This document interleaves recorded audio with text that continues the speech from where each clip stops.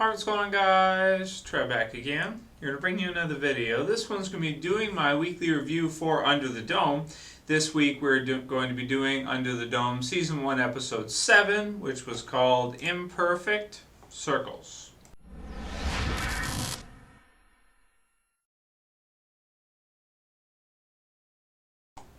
Okay, so for this week's episode, I'm going to keep the review fairly brief. I'm not going to go into as much detail as I usually do. Obviously, we kind of knew carrying after last week's episode that the show would...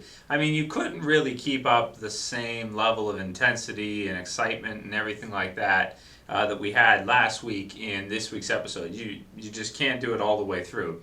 You're going to have your slower points, your lulls, and you're going to have your climax and big exciting events that take place throughout the series. So episode 7 for me was just an okay episode. I didn't think it was bad by any means, but it also was not on the same level as last week, episode 6, that's for sure. Episode 6, I would have to say, so far is the best episode of Under the Dome. This one was a lot more like some of the others, which was where it has some good parts to it, like the main themes. You have the teenagers, and they find the center focal point for the dome, seemingly the dome generator, I guess you could call it, some kind of alien egg type thing that appears to be generating the dome from it. So that was fairly interesting. I did like the development there. I did like the stuff with Ollie and Big Jim and how that's starting to progress and everything that's happening with that, and that Big Jim is basically essentially started a war. I guess it wasn't really him. Yeah, no, he didn't start the war between the two or what's about to happen. That's Ollie. When you go and you steal someone's stuff like that, or you just take ownership of it, you better expect, especially their most valuable resource, you better expect there to be some backlash. And yes, he is the town farmer, and so it's going to be hard for Big Jim to actually put him down.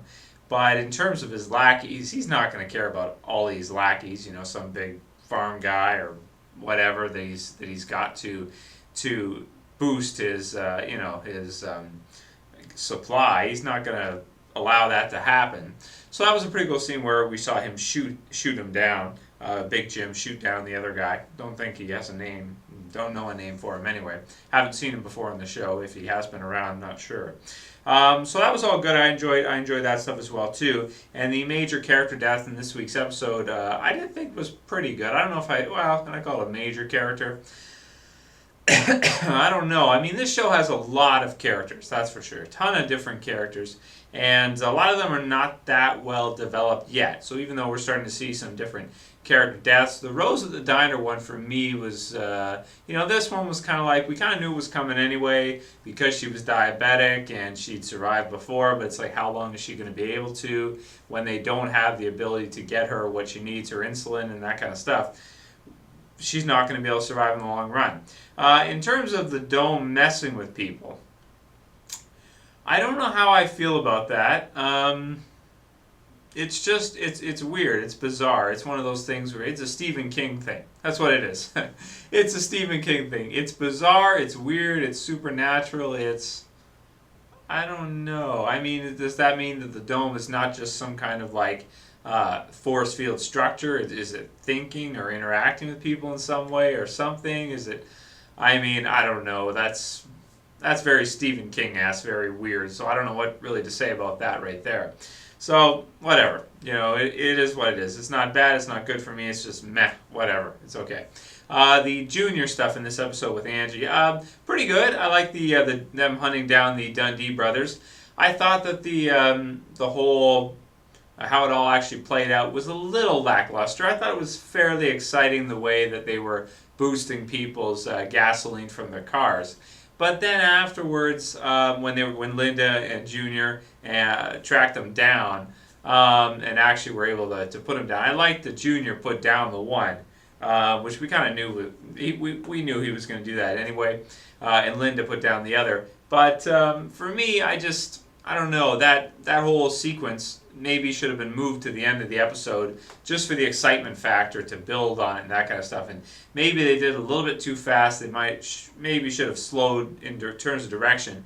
that down a little bit and let that be, the one of the more main themes of the episode and give it some more time, because it could have ended up being a lot more exciting than I think it actually was. It wasn't too bad, but I felt like it was a little lackluster. I was hoping for something a little bit more from them, because I did think they were, interesting to see these hooligans in town that were probably bad customers to begin with, and now they're taking it to the next level. Now there's a dome and doing whatever they want. So, it was okay. It was okay. It all played out okay, but I think it could have been done a little bit better.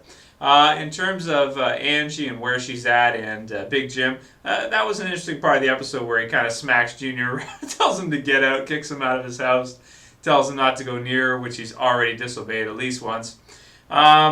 So that was good stuff. And that's basically all we had this episode. Of course, the major character death at the end there, don't want to say who for anyone who missed it and is still going to watch it later. But, she was a character that, like I said, we knew what was up anyway. So, it is what it was okay, I guess. So in terms of a score for the episode this week, I'm going to give it an average score, 6.5 for me. 6.5 exactly average. I didn't think it was great. I thought it was okay. I didn't think it was bad. I didn't think it was really good. For me, this week's episode was just okay. It was not anything spectacular. Not like last week's episode. That was awesome.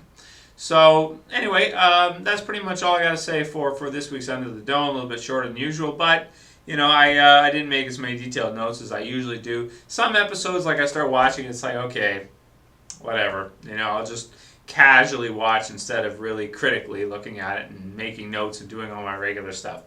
So, let me know what you guys thought about this week's Under the Dome episode. For me, I just thought it was okay. It wasn't great, it wasn't terrible, it was just okay. Anyway, I'll call it here. That's it for this video, guys. I'll see you for the next one. This is Trev, and I'm saying peace.